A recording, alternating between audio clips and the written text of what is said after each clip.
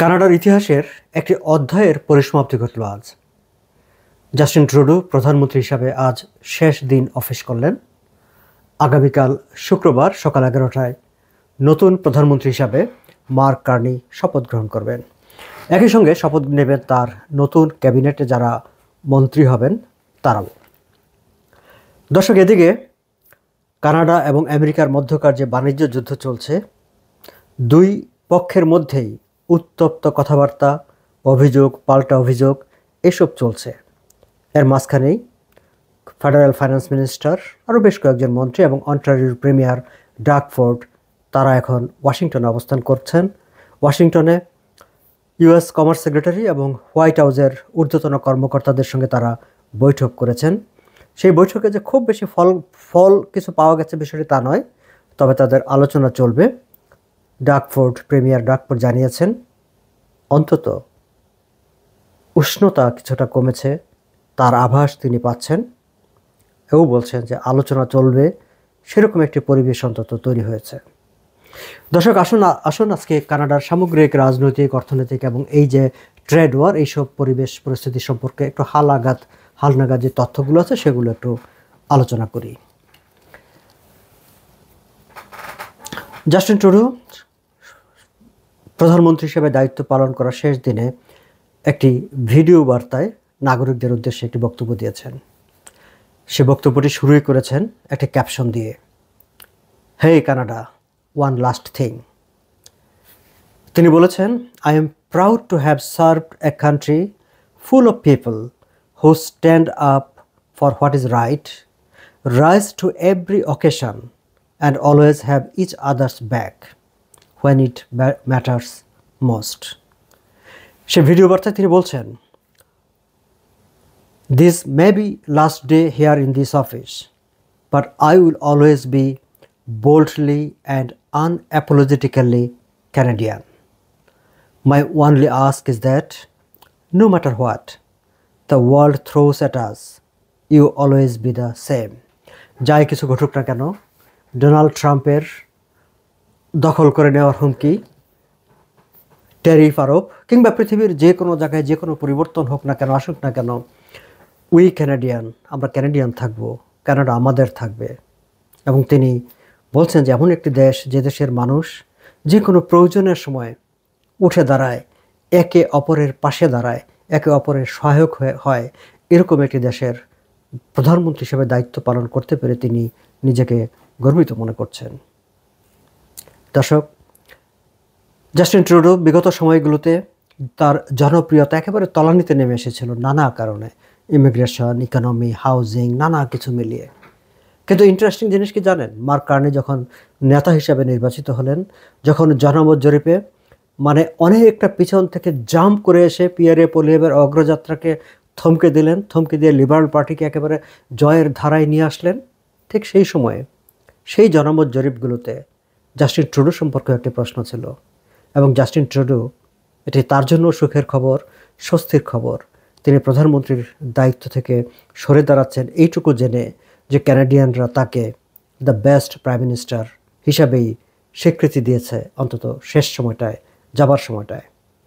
যাই হোক, Justin Trudeau ভবিষ্যতে রাজনীতিতে থাকবেন কি থাকবেন না সেই বিষয়টি আমরা জানি না, তবে তিনি বলেছেন তিনি তার ঘরে সন্তানদের কাছে ফিরে যেতে চান, তিনি বাবার দায়িত্ব পালন করতে চান।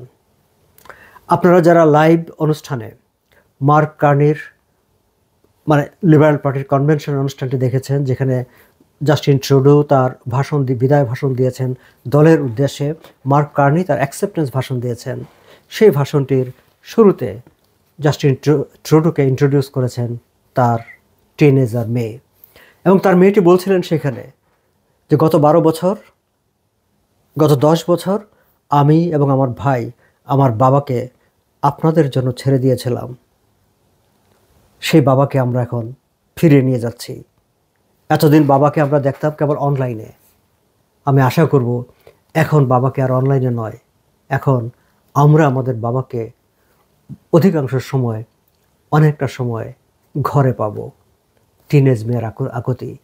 জাস্টিন ট্রুডো হয়তো সে আকুতিতে সাড়া দেবেন, বাচ্চাদের সঙ্গে ঘরে থাকবেন, তাদের সময় দেবেন, তারপর হয়তো কিছু একটা ভাববেন, সেগুলো আমরা সময় মতো জানব।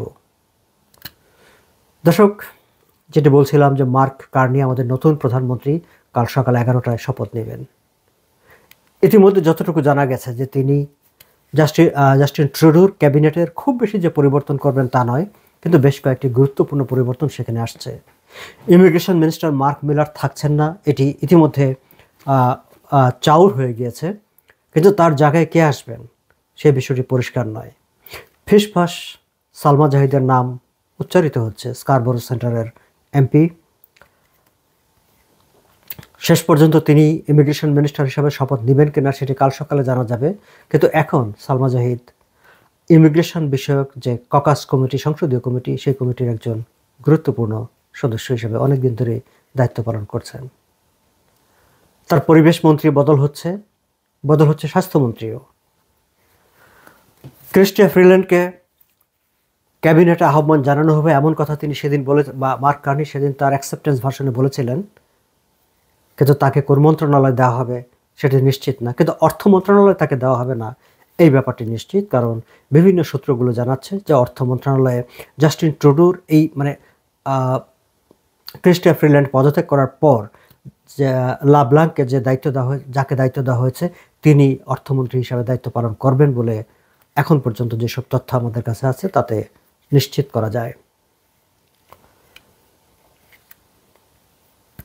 দায়িত্ব গ্রহণের পর আমরা দেখব মার্ক কার্নির শাসন, আমরা দেখব মার্ক কার্নি কীভাবে ডোনাল্ড ট্রাম্পের এই যে একটা চাপিয়ে দেওয়া যুদ্ধ কানাডিয়ানদের উপর, সেই যুদ্ধ তিনি কিভাবে মোকাবেলা করেন। আমরা দেখেছি তিনি টরন্টোতে ছুটে এসেছেন, এসে টরন্টোর অন্টারিওর প্রিমিয়ার ডাগ ফোর্ডের সঙ্গে ব্রেকফাস্ট মিটিং করেছেন, এবং সেই মিটিংটি করেছেন ডাগ ফোর্ড যখন ওয়াশিংটনে হোয়াইট হাউসের কর্মকর্তাদের সঙ্গে একটি বৈঠকের স্কেজুয়াল করেছেন, তার আগে এসে তিনি তার সঙ্গে কথাবার্তা বলেছেন। তবে তিনি একটি গুরুত্বপূর্ণ কথা বলেছেন যে তিনি ডোনাল্ড ট্রাম্পের সঙ্গে বৈঠকে বসবেন কি বসবেন না সেই বিষয়ে একটি ইঙ্গিত দিয়েছেন। তিনি বলছেন যে আমি ডোনাল্ড ট্রাম্পের সঙ্গে তখনই বৈঠকে বসব যখন ডোনাল্ড ট্রাম্প আমেরিকার সার্বভৌমত্বকে কানাডার সার্বভৌমত্বকে ক্যানাডিয়ানদের সম্মান দিতে শিখবেন, সম্মান দিয়ে কথা বলবেন, সম্মান দিতে শুরু করবেন, তখনই আমি ডোনাল্ড ট্রাম্পের সঙ্গে বৈঠকে বসবো, তার আগে নয়। প্রধানমন্ত্রী হিসেবে দায়িত্ব গ্রহণের পরপরই মার্ক কার্নি প্রথম বিদেশ সফরে যাচ্ছেন ইউরোপে, সেটি যুক্তরাজ্যে। দিনক্ষণ এখনও ঠিক হয়নি, খুব শিগগিরই ঠিক হয়ে যাবে, তবে সেটি হচ্ছে তার প্রথম বিদেশ সফর। দর্শক, আমরা আগামী দিনগুলোতে আমার পরবর্তী ভিডিওতে আমরা আলোচনা করব ওয়াশিংটনে এই যে ডাগ ফোর্ড এবং অন্যান্য মন্ত্রীরা মিলে যে ধ্যান দরবার করছেন, যে বৈঠক হচ্ছে, সেই বৈঠকের ফলাফল কী। আমরা মিডিয়াতে দেখেছি ফাইন্যান্স মিনিস্টার এমনকি অন্টারিওর প্রিমিয়ার ডাগ ফোর্ড দুজনেই একটি কথা বলেছেন যে আলোচনা আমরা করছি, সে আলোচনা অনেকটাই ইতিবাচক হয়েছে, এবং ইউএস কমার্স সেক্রেটারির সঙ্গে যিনি এই বৈঠকে ঠিক আগে কানাডাকে আক্রমণ করে খুবই আক্রমণাত্মক একটি স্টেটমেন্ট করেছেন, আর কিছুক্ষণ পরে আপনি একজনের সঙ্গে বৈঠকে বসবেন, তার আগে আপনি তাকে আক্রমণ করে যখন কথা বলেন সেটিকে খুব শুভ বলা যায় না, কিন্তু ইউএস কমার্স সেক্রেটারি সেটি করেছেন। তবে বৈঠক শেষে ডাগ ফোর্ড বলেছেন যে তার সঙ্গে যে বৈঠকটি হয়েছে সেটি হয়েছে একটা সিভিল বৈঠক, ভদ্র অনুযোজিত, তারা আলোচনাটা ভদ্রভাবে সেখানে আলাপ আলোচনা হয়েছে, সেইখানে অন্তত ইউএস কমার্স সেক্রেটারি কোনো ওইরকম অশোভন আচরণ করেন নাই। আগামী সপ্তাহ নাগাদ আবার তারা বৈঠকে বসবেন, এর মাঝখানে অফিসিয়াল পর্যায়ে দুই দেশের মধ্যে আলাপ আলোচনা চলবে, কিন্তু শেষ খবর পর্যন্ত যে তথ্য পাওয়া গেছে শেষ মুহূর্ত পর্যন্ত সেই ট্যারিফ কমিয়ে ফেলার, উঠিয়ে নেওয়ার বা ট্যারিফ বিষয়ে কোনো সমঝোতার কোনো ইঙ্গিত এখন পর্যন্ত পাওয়া যায়নি।